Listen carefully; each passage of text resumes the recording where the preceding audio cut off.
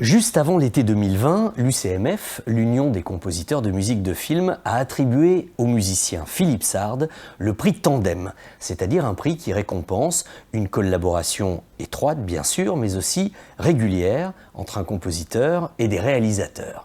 Philippe Sard est, comme peu l'ont fait avant lui, l'archétype de celui qui a développé des relations non seulement étroites, mais voire même parfois fusionnelles avec ses réalisateurs.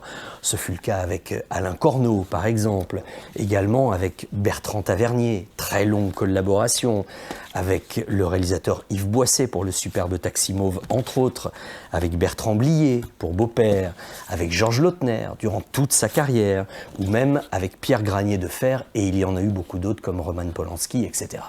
Dans les témoignages inédits des réalisateurs que vous allez voir maintenant, vous verrez à quel point la notion de dialogue entre un homme d'image et un homme de musique est une réalité. Portrait de Philippe Sard.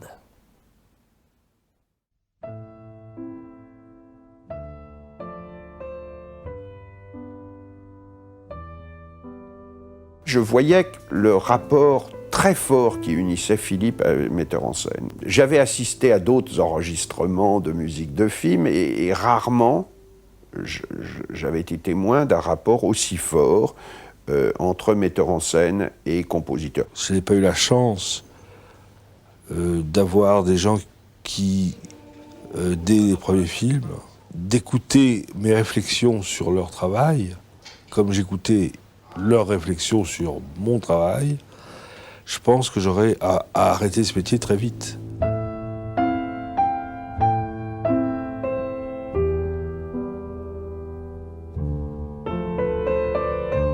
J'ai écouté et vu les choses de la vie et je suis tombé fou de cette musique.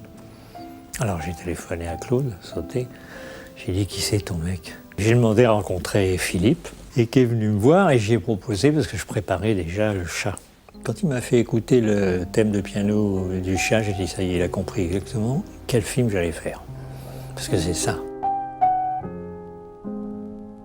Sautet me disait toujours qu'il le prenait aussi pour son œil dans la salle de montage. Sautet trouvait que sa contribution, souvent au montage, était aussi importante que sa contribution à la musique. Pendant moins 3-4 semaines, quand j'étais en panne dans le scénario, je cherchais mes idées avec lui. Et il me disait, ah non, ça c'est pas bon. Ah oui, ça c'est bien. Voilà, c'est ça. C'est-à-dire que sa passion du cinéma fait que je lui parle de tout dans mes films. Et qu'on parle de la musique en dernier. Le metteur en scène, pour moi, c'est quand même le type qui a fait le film. Donc la moindre des choses, c'est de se plier à sa manière de faire. C'est vrai qu'il a un jugement très pointu.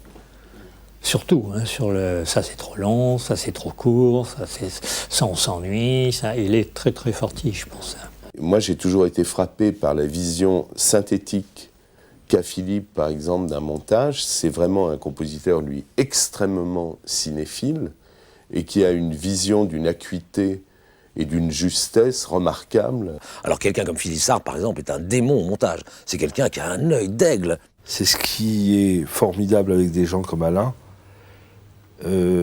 Corneau, et ce qui est dramatique avec des gens qui pensent, eux, avoir un œil d'aigle, et qui ne voient pas qu'ils sont myopes. On lui montre une projection de montage, il dit rien après, et puis après on va sur la table, et là au radar, il trouve les points qui ne vont pas, et en général il a 100% raison. Non pas parce que c'est un bon monteur, mais parce que c'est un grand musicien, ce qui est à peu près la même chose, voilà. Donc ça c'est une collaboration idéale, à mon avis, quand on peut faire ça.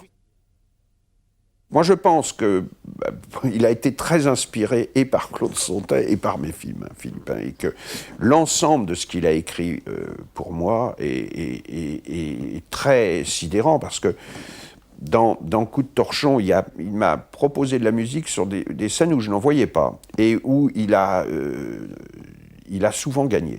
Et elle va me donner à moi ce qu'elle t'a jamais donné, pauvre con. Bouge pas!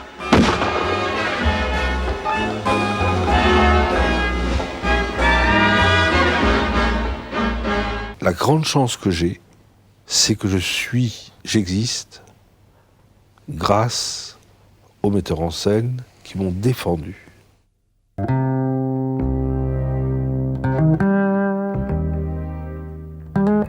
de voir dans un studio ces deux contrebassistes new-yorkais noirs jouer entourés du London Symphony a été une expérience extraordinaire qui correspondait déjà au thème du film, à ce que je voulais dire profondément dans le film. On entend, en fermant les yeux, les deux contrebasses de Corneau, on sait que c'est le choix des armes. Ce que j'aime bien, c'est tenter, c'est pas toujours le cas possible, évidemment, c'est essayer de faire une musique qui n'existe pas. C'est-à-dire mélanger. Regardez, sur ma cheminée, vous voyez, j'ai plein de petits instruments. Et j'aime bien, quand je n'ai pas d'idée, aller les voir et dire lui avec lui, lui avec lui, lui avec lui.